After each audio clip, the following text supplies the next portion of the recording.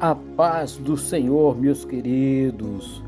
Hoje, para nossa breve reflexão em nosso estudo bíblico, vamos meditar em uma passagem que está no Evangelho de Mateus, no capítulo 17. A partir do verso 14, até o 22, vem contando um relato muito interessante, a cura de um lunático, né? E o 14 fala assim: quando chegaram a multidão, aproximou-se-lhes um homem, pondo-se de joelho diante dele, dizendo: Senhor, tem misericórdia de meu filho, que é lunático e sofre muito, pois muitas vezes cai no fogo e muitas vezes na água. E trouxe-o aos seus discípulos, mas não puderam curá-lo. E Jesus respondendo disse: Ó geração incrédula e perversa, até quando estarei convosco? E até quando vós sofrereis? Trazei-mo aqui. E repreendeu Jesus o demônio que saiu dele, e desde aquela hora o menino sarou. Então os discípulos aproximaram-se de Jesus em particular, disseram: Por que não podemos nós expulsá-lo? E Jesus lhes disse: Por causa da vossa pequena fé. Porque em verdade vos digo que, se tiverdes fé como um grão de mostarda, direi a este mundo: passa daqui para acolá, e há de se passar, e nada vos será impossível. Mas esta casta de demônio não se expulsa senão pela oração e pelo jejum. Ora, o que aqui nós podemos compreender é que Jesus Cristo, ele repreende, né, a todos, né, pela pequena de fé, né, pequena fé que todos têm. E Jesus, ele encontrou muitas dessas dificuldades, né, principalmente na sua própria província. Ele não foi muito bem acreditado. Mas o que me chama a atenção aqui, o que nós aprendemos aqui é o seguinte, é que aqui, quando Jesus Cristo fala, ele está falando não é do homem, nem do filho, nem das outras pessoas. Porque aqui quem estava questionando ele eram os próprios discípulos, né, que estavam falando assim: Senhor, por que nós não podemos expulsar esse demônio? Aí Jesus fala assim: olha, é por causa da pequena fé de vocês. Porque se vocês tiverem uma fé do tamanho do grão de mostarda, vocês podem pedir o que quiser. E a própria palavra de Deus, Jesus mesmo afirma: aquele que está em mim, né, e as minhas palavras estiver em vós, pedireis o que quiseres e vos será feito. Quando nós nos aprofundamos nesse entendimento das palavras de Deus, de Jesus está em nós, é o que? Em Mateus 28 ele fala assim que: Vinde a mim, vós que estáis cansados, sobrecarregados, eu vos aliviarei, né? Tomai sobre vós o meu jugo, porque é suave e leve, e aprendei. Ele fala assim: e aprendei de mim, né? Porque sou manso e humilde de coração. Então, quando Jesus fala das palavras dele está em nós, é quando a gente está praticando tudo o que ele nos ensinou, né? Jesus, quando ele veio, ele não veio para quebrar ou para desfazer ou para anular a lei. Não, ele veio para cumprir a lei, e além de cumprir a lei, ele ainda aumenta o nível da lei, né? Ele fala assim: olha, se você vê como está escrito assim, na palavra está escrito, ele falando, né, não, aquele que pegar a mulher do seu próximo já cometeu adultério, né? Ou seja, é pecado, né, de adultério. Mas ele fala assim: eu porém vos digo, se você olhar no seu coração, pelo menos pensar em alguma coisa, então o nível de pecado aumentou. Agora, só que Jesus, quando ele vem para nós, ele vem trazendo não somente esse nível profundo e mais alto do que a própria lei, mas ele também vem trazer para nós uma garantia de que nós podemos sim vencer os pecados e as tentações. E voltando aqui para o texto, nós vamos ver aqui, ele fala, né? ele fala assim, ó, o que é que aconteceu?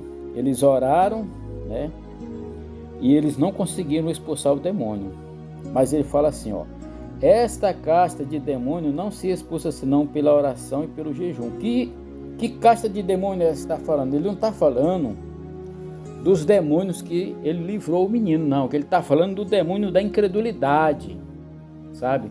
Ele está falando dos principados que atuam na mente das pessoas, que coloca incredulidade, entendeu? Que coloca dúvida, que coloca incerteza, que a pessoa vai diante do Senhor e fica pedindo as coisas para Deus, mas não confia que Deus vai dar, entendeu? É esse tipo de demônio que ele está falando, né? Então, como é que vamos conseguir vencer esses demônios que colocam incredulidade no nosso coração? Nós vamos vencer ele pela oração e pelo jejum. Por quê? Porque quando a gente ora, o nosso espírito está ligado com o Espírito Santo. Então aqui nós resolvemos o problema da fé, porque quando nós estamos orando, estamos lendo a palavra, orando, declarando ela, nós estamos resolvendo o problema da nossa fé. Agora, o problema da incredulidade, né? É pelo jejum. A nossa carne, ela vai ser quebrantada no jejum. E aí nós vamos conseguir dominar a nossa alma. Por quê? Porque quando o nosso espírito e a nossa carne começa a ser colocado diante de Deus, nós conseguimos vencer esses demônios da incredulidade, né? E da falta de fé. Entendeu?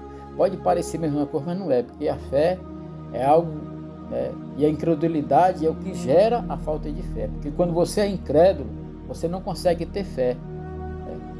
Mas quando você acredita, você consegue ter fé. Então a gente tem que entender que não é só orar, mas a gente tem que se consagrar também. O apóstolo Paulo, ele nos dá a orientação de que nós devemos apresentar a Deus o nosso corpo como um sacrifício vivo, para que ele venha a ser agradável a Deus, né? Orando, consagrando, né? Meditando na palavra, jejuando, para quê? Para quebrar. Então quando ele fala assim, jejum e oração, né? Ela vence a alma, né? Vence a tentação da alma, e o jejum vai vencer a carne. A sua carne vai ser fortalecida, você vai, sabe, experimentar algo poderoso de Deus, você vai ser revestido do seu poder. Então, meus queridos, nós temos que orar, meditar na palavra, jejuar, sabe? Para quê? Para que a gente seja fortalecido e vencer essas castas de demônios, né? Que traz a incredulidade, que traz a pequena fé no nosso coração. Então, Jesus, ele nos ensina tudo isso, né? Por isso nós devemos buscar o seu reino e a sua justiça. Para quê? Para que o seu poder venha em nós, né? Venha em nós, né? Então, Jesus fala de uma fé que pode remover montanhas e operar milagres e cura e realizar grandes coisas para Deus. Que fé é esta que Jesus fala, né? É a fé genuína, eficaz, que produz resultado. Jesus diz que aquele que crê nele, que vive na palavra dele, os sinais e as maravilhas vão ser apresentadas na vida dessa pessoa. Então a gente devemos buscar a Cristo, que é o autor e o consumador da nossa fé, né? A sua real presença conosco é a nossa obediência à sua palavra, né? É a origem do segredo da fé. Quando a gente obedece a palavra, quando a gente obedece ao Senhor, a gente vai ter o segredo da fé revelado para nós. Então a verdadeira opera sob o controle de Deus. É Ele quem controla. A base do seu amor, a sabedoria, a graça e o propósito soberano para a execução da sua vontade, como expressão do seu amor por nós, deve ser usada não só para o nosso próprio benefício, mas para o benefício do próximo. Ou seja, quando nós adquirimos fé e quando nós nos consagramos, nós estamos fazendo isso não é por nós não, porque nós já fomos salvos pelo sangue do Cordeiro, mas as boas obras que nós fazemos é orar, interceder pelas outras pessoas, é falar a palavra para as outras pessoas, é levar o evangelho. A gente, sim, quando nós nos envolvemos na palavra, não é para nós, é para os outros, né? Eu entendi isso, eu estou fazendo isso, por quê? Porque a palavra de Deus é verdadeira e eu quero ter na minha vida essa graça maravilhosa. Então Hoje eu estudo a palavra, eu oro, eu busco, eu consagro a minha vida, porque eu quero apresentar para o Senhor algum fruto, né? Alguma coisa, não para me gloriar. Eu também não quero nem fazer propaganda quanto a isso, mas em secreto, né? Eu quero fazer em secreto. E lá Deus está sabendo o que eu estou fazendo, né? Então, meus queridos, fica para nós essa meditação de hoje de que sem fé é impossível eu agradar a Deus, né? E sem fé é impossível fazer alguma coisa. Então, como é que eu vou adquirir a fé? Então, o nosso encaminhamento é esse hoje. Ler a palavra de Deus, orar a palavra de Deus, declarando em nossa vida, consagrar, jejuar, começar a fazer períodos de consagração de jejum, porque isso é bíblico, entendeu? E porque nós esperamos Jesus, a sua volta, né? Então, fica na paz, que Deus abençoe. Meus queridos, eu quero pedir desculpa porque aconteceu um problema aqui no canal do YouTube, então estou tentando resolver. Então eu estou enviando o meu estudo hoje através via Facebook, entendeu? Mas vai lá, curte, compartilha, não deixe de me seguir. Vamos orar para que Deus possa abençoar a nossa vida. E eu estou preparando uma série de estudos, estou orando, estou me consagrando aqui para que a gente possa crescer na graça e no conhecimento. Fica na paz, que Deus abençoe. Pai, eu peço que o Senhor esteja abençoando a vida deste meu irmão, desta minha irmã que ficou até aqui agora comigo. Eu quero declarar sobre a vida dela uma bênção especial. A fé que é gerada pelo Teu Espírito possa estar agora tomando conta, tomando forma dentro do coração deste meu irmão, da minha irmã, para que eles possam conhecer o Teu poder. Em nome do Pai, do Filho e do Espírito Santo. Amém. Fica na paz, que Deus te abençoe.